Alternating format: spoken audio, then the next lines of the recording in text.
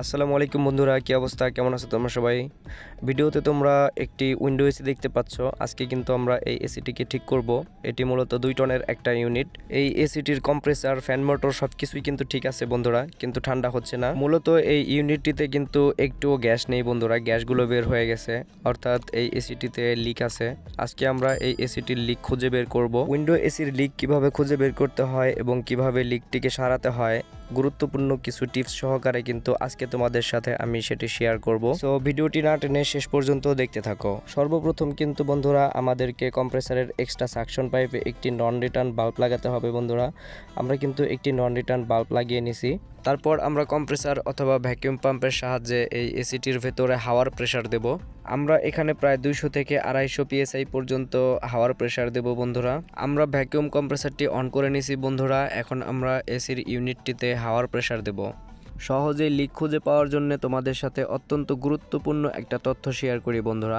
AC কিংবা fridge যেটাই হোক না কেন বন্ধুরা, আমরা কিন্তু সর্বপ্রথম ইউনিটটিকে ভালোভাবে দেখে নেব ইউনিটটির কোথাও তেলে ভেজা আছে কিনা। কারণ বন্ধুরা আমরা কিন্তু সবাই জানি যে কম্প্রেসারের ভিতরে অয়েল থাকে, আর যখন এসি কিংবা ফ্রিজ লিক হয়ে যায় সেই অয়েলগুলো কিন্তু গ্যাসের প্রেসারের সাথে সাথে কিন্তু বাইরে বের হয়ে আসে এবং সেখানে কিন্তু তৈলাক্ত ভাব দেখা যায়। দেখতে পাচ্ছ বন্ধুরা, আমরা কিন্তু ইউনিটটিতে হাওয়ার প্রেসার দিছি। এখন আমরা শ্যাম্পুর পানি দিয়ে একটি ফোমের সাহায্যে চেক করব।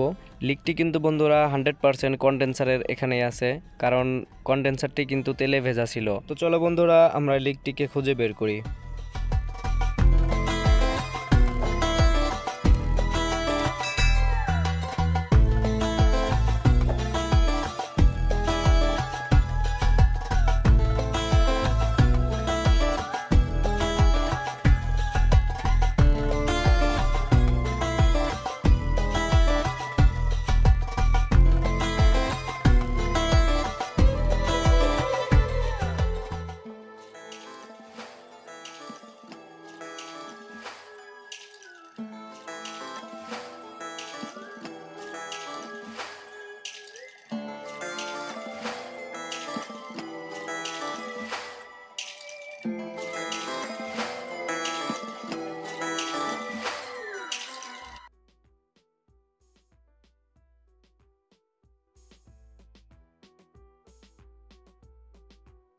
দেখতে পাচ্ছ বন্ধুরা, আমরা কিন্তু লিক খুঁজে পেয়েছি।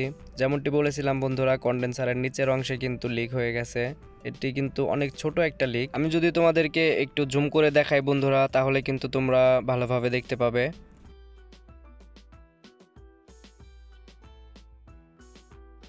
তো বন্ধুরা দেখতে পারলে আমরা কিন্তু অনেক সহজেই এসিটির লিক খুঁজে পেলাম। এখন কিন্তু আমরা বন্ধুরা এই লিকটিকে ঠিক করব এবং গ্যাস চার্জ করব।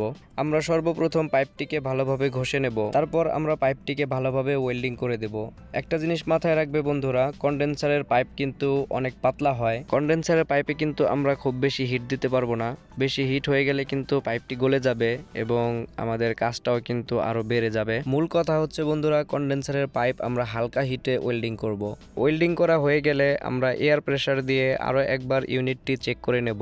যদি লিকটি ঠিক হয়ে যায় তারপর আমরা ভ্যাকুয়াম করব এবং ইউনিটটিতে গ্যাস চার্জ করব। ভিডিওটি বড় হয়ে যাবে, যার কারণে কিন্তু এই ভিডিওতে তোমাদেরকে গ্যাস চার্জিং দেখাবো না। ডেসক্রিপশন বক্সে উইন্ডো এসিতে গ্যাস ভরার একটা ভিডিও দেওয়া আছে, তোমরা সেই ভিডিওটি দেখে নাও। তো বন্ধুরা আজকের ভিডিওটি এই পর্যন্তই। ভিডিওটি কেমন লাগলো তোমরা কমেন্টে আমাকে জানাও, আর ভিডিওটি ভালো লাগলে একটি লাইক করে দিও। আর তোমরা যদি আমার চ্যানেলে নতুন হয়ে থাকো তাহলে চ্যানেলটিকে সাবস্ক্রাইব করতে একদমই ভুলবে না। তো আজকের মতো বিদায়, আল্লাহ হাফেজ।